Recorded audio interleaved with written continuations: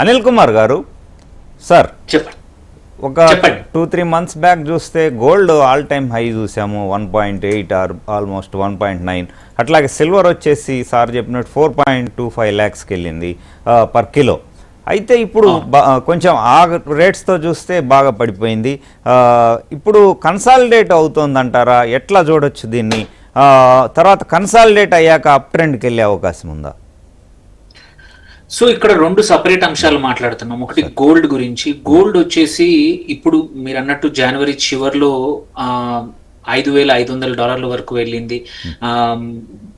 తర్వాత కూడా బంగారం కూడా, మన సిల్వర్ కూడా అంతే అని చెప్పినట్టు పెరిగింది. బట్ ఇప్పుడు కరెంట్లీ ఉన్న పరిస్థితుల్లో చూసుకుంటే అటు డాలర్ అనేది సేఫ్ హెవెన్ గా మారిపోవడం వల్ల ఇప్పుడు ఎందుకంటే క్రూడ్ ఆయిల్ ప్రైజెస్ పెరిగాయి. ఇప్పుడు మళ్ళీ $110 దగ్గర టచ్ అవబోతోంది పర్ బ్యారెల్. ఇప్పుడు $100 దాటేసింది. ఈ ట్రంప్ కొత్తగా నిన్న రాత్రి ఇచ్చిన ట్వీట్ ప్రకారం చూసుకుంటే మాత్రం హార్ముజ్ జలసంధిని మొత్తం అంతా క్లోజ్ చేస్తాము, ఒక్క షిప్ కూడా అటు నుంచి ఇటు అటు రాకుండా చేస్తామన్నప్పుడు మాత్రం ఇంకా క్రూడ్ ఆయిల్ ప్రైసెస్ పెరిగే అవకాశం ఉంది. అలాంటి పరిస్థితుల్లో డాలర్ ఇంకా స్ట్రాంగ్ అవ్వచ్చు. ఇప్పుడు డాలర్ ఇండెక్స్ ఒక 105-106 దాకా రీచ్ అయింది. ఇలాగే జరిగితే మాత్రం ఇంకా పెరిగితే అప్పుడు ఏంటంటే సేఫ్ హెవెన్ అనేది అందరూ ఇంటర్నేషనల్ ఇన్వెస్టర్స్, వెదర్ ఇన్స్టిట్యూషన్స్ కానీ ఇండివిజువల్స్ కూడా డాలర్ వైపు మళ్ళీ అవకాశాలు ఉన్నాయి. అప్పుడు బంగారం ఇంకా కొంచెం సెల్ ఆఫ్ జరగవచ్చు. ఇది ఇలాగే జరిగితే ఏంటంటే ఆల్రెడీ లాస్ట్ మంత్ యుద్ధం స్టార్ట్ అయ్యాక అటు టర్కీ కానీ రష్యా కానీ మల్టిపుల్ కంట్రీస్ కూడా వాటి లిక్విడిటీ అవసరాలకు బంగారాన్ని అమ్మేసుకున్నాయి. అందుకే బంగారం అనేది మనం చూసుకుంటే యుద్ధం తర్వాత పడిపోయింది. యూజువల్లీ యుద్ధం అప్పుడు హిస్టారికల్లీ చూసుకుంటే యుద్ధం జరిగినప్పుడల్లా ప్రతిసారి బంగారం పెరుగుతుంది. ఎందుకంటే అనిశ్చితి పెరిగినప్పుడు బంగారం అనేది సేఫ్ యాసెట్ అని ఫీలింగ్ ఉంటుంది, అందరూ అటువైపు మల్లుతూ ఉంటారు. బట్ ఈ కేసులో మాత్రం బికాజ్ ఇది పెట్రోలియం సంబంధించిన, అంటే దానితో అసోసియేటెడ్ వార్ కాబట్టి, ఈ యుద్ధం వల్ల క్రూడ్ ఆయిల్ ప్రైజెస్ పెరుగుతాయి కాబట్టి అటు డాలర్ స్ట్రెంగ్త్ అయింది. సో ఈ లెక్కన ఈ కేసులో మాత్రం యుద్ధం ఆగిపోతే బంగారం పెరిగే అవకాశం ఉంది. అందుకే చూసాము నిన్న రాత్రి ఇది జరిగాక ఏదైతే చర్చలు ఎటువంటి సఫలం కాలేదు, యుద్ధ విరమణ చర్చలు. అందుకోసం ఆ తర్వాత ఇవాళ బంగారము అటు వెండి రెండు కూడా పెరిగాయి.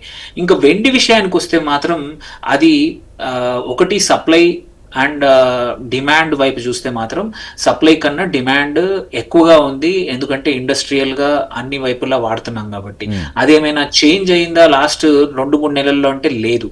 ఓన్లీ థింగ్ ఏంటంటే లాస్ట్ టైం పెరిగిన సైకిల్ ఏదైతే ఉందో అక్కడ ఫియర్ ఆఫ్ మిస్సింగ్ అవుట్, అంటే ప్రతి ఒక్కరు ఇంతవరకు ఎప్పుడు వెండి అంటే ఇన్వెస్ట్ చేయని వాళ్ళు కూడా వెండిని ఇన్వెస్ట్ చేయడం వల్ల అన్ని మార్కెట్లలో, అటు ఏషియన్ మార్కెట్లో, యూరోప్లో అన్ని చోట్ల కూడా రీటైల్ ఇన్వెస్టర్లు పెద్ద అమౌంట్లో వెండి కొన్నాక ఒక స్టేజ్ తర్వాత ఎన్ని రోజులు హోల్డ్ చేస్తారో తెలియక అమ్మేయడం మొదలు పెట్టడం వల్ల అది పడిపోయింది తప్ప లాంగ్ టర్మ్ లో మాత్రం సిల్వర్ అండ్ గోల్డ్ రెండు కూడా పెరిగే అవకాశాలు ఉన్నాయి. ఇక్కడ నుంచి ఎగ్జాంపుల్ తీసుకుంటా ఉంటే కూడా మనము జేపీ మోర్గాన్ కూడా మళ్ళీ $5,000 బంగారం దాటేస్తుంది అంటున్నారు.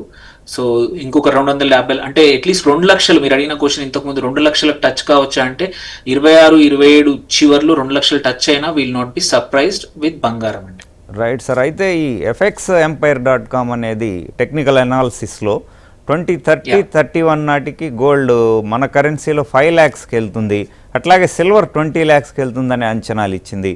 ఇది ఎట్లా, కొంచెం అతిశయోక్తి అంటారా ఎట్లా మీరు అంచనా? అది కొంచెం అతిశయోక్తి అండి. ఎందుకంటే అది కొంచెం ఫార్ ఫెచ్డ్, అది రియలిస్టిక్ గా కాకుండా కొంచెం ఎక్కువగా. ఎందుకంటే సిల్వర్ అంత ఎక్కువగా పెరిగితే ఏంటంటే దానికి ఆల్టర్నేట్స్ వస్తాయి. ఇంపార్టెంట్ ఏంటంటే silver is not a safe asset. Silver ను ఒక యాసెట్ లాగా ఎక్కువగా చూసే వాళ్ళు ఇంకా తక్కువ మందే ఉన్నారు. సిల్వర్ ప్రైస్ పెరగడానికి కారణాలు ఇంటర్నేషనల్ గా డిమాండ్ పెరగడం. బట్ ప్రైస్ ఎక్కువైతే ఎప్పుడు కూడా ఒక ఇండస్ట్రియల్ ముడి సరుకు ఏదైనా పర్లేదు, దానికి బదులుగా ఇంకొక మెటల్ వస్తుంది. అప్పుడు ఏమవుతుంది, కాపర్. మనం చూసాం సిల్వర్ ప్రైస్ పెరిగినప్పుడు కాపర్ వాడకం పెరిగింది, కాపర్ ప్రైస్ పెరిగింది. సో సిల్వర్ అంత ఎక్కువగా అవుతుంది అనేది మాత్రం కొంచెం పక్క అతిశయోక్తి మాత్రమే. బంగారం అంటారా 5 లక్షల వరకు చేరొచ్చు అంటే ఉండే అవకాశాలు ఉన్నాయి. ఎందుకంటే గోయింగ్ ఫార్వర్డ్ ఇప్పుడు అమెరికా యొక్క డాలర్ యొక్క ఆధిపత్యం తగ్గితే మాత్రం మళ్ళీ బంగారానికి సేఫ్ హెవెన్ కానీ, అండ్ ఈ అనిశ్చితి నుంచి ఇప్పుడు ఇప్పుడు especially America next 1.5 year Trump ఉన్నంత కాలం ఈ అనిశ్చితులు ఇలాగే ఉంటాయి కాబట్టి బంగారం ప్రైస్ పెరుగుతుంది. అండ్ అమెరికా మీద నమ్మకం పోయి చాలా కంట్రీస్ వాళ్ళ రిజర్వ్ కరెన్సీలో బంగారాన్ని పెట్టుకునే అవకాశాలు ఉన్నాయి కాబట్టి ఆల్రెడీ రిజర్వ్ బ్యాంక్స్ కొంటా పోతా ఉన్నాయి ఎవ్రీ టైం. ఈవెన్ ఇప్పుడు కూడా మీరు అడిగిన ప్రశ్నలో 1,00,000 వరకు పడొచ్చా అంటే పడదు, ఎందుకంటే ఎనీ ఫాల్ ఇప్పుడు 1,50,000 దగ్గర నడుస్తా ఉంది ఇవాళ. అదే 1,30,40 వెళ్తే రిజర్వ్ బ్యాంక్స్ కొంటా పోతా ఉంటాయి. They are ready, also institutions రెడీగా ఉన్నాయి. సో ఆ లెక్కన చూసుకుంటే బంగారం 5 లక్షల వరకు వెళ్ళడానికి ఛాన్సెస్ ఉన్నాయి ఇది 2031 వరకు. బట్ వెండి మాత్రం అంత ఎక్కువగా పెరుగుతుందంటే మాత్రం కొంచెం అతిశయోక్తి. అంటే బంగారం మాత్రం 6 దగ్గరికి వెళ్ళొచ్చు.